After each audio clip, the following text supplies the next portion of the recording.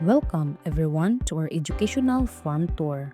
Today, a group of farmers from San Fernando, Bukidnon has taken the opportunity through the extension program to visit the Central Mindanao Research, Development, and Extension Center located in Muswan, Maramag, Bukidnon. Good day, everyone! Welcome to Central Mindanao University's Research, Development, and Extension or RDE Center.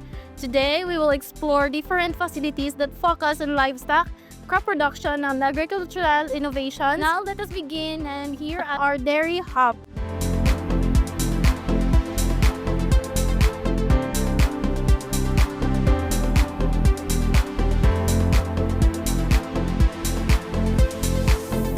This is our dairy facility where we conduct research and training on milk production and dairy cattle management.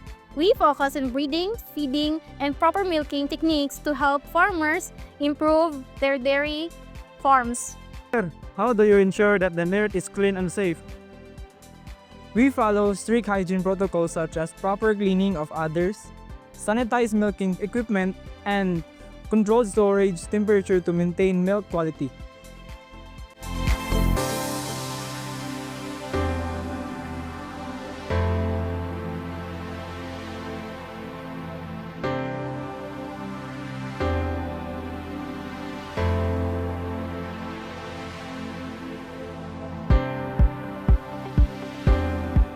Now let's proceed to our swine project.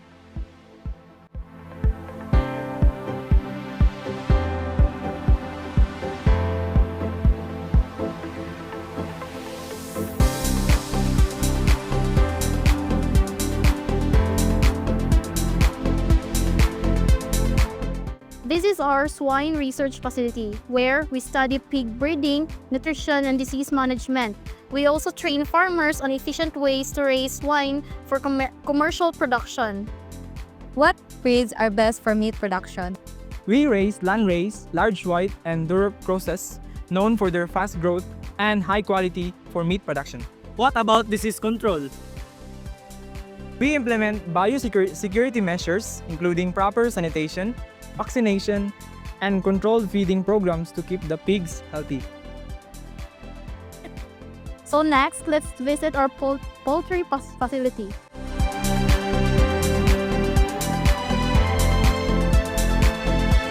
Here at the poultry facility, we focus on broiler and native chicken production.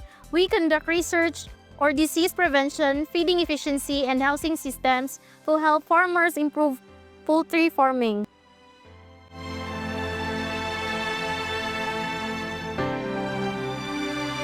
Now let's move on to our goat project.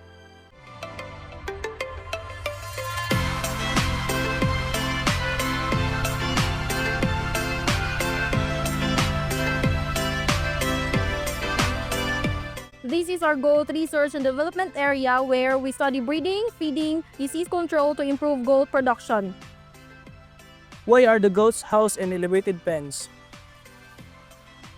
Raised pens help keep the area dry, prevent parasite infestation, and improve sanitation.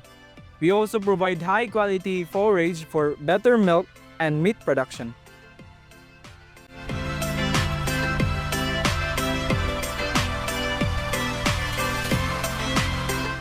So lastly, let's move on to our garden area.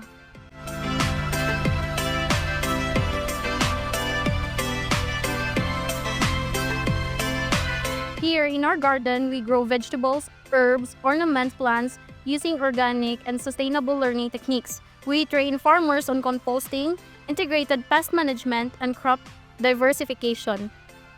Are these crops grown without synthetic fertilizers?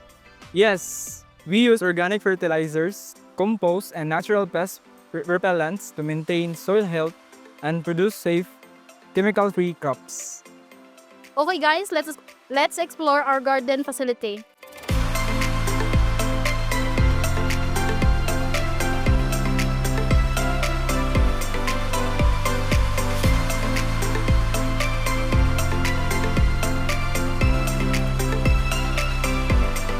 Thank you for visiting SMU RDA Center.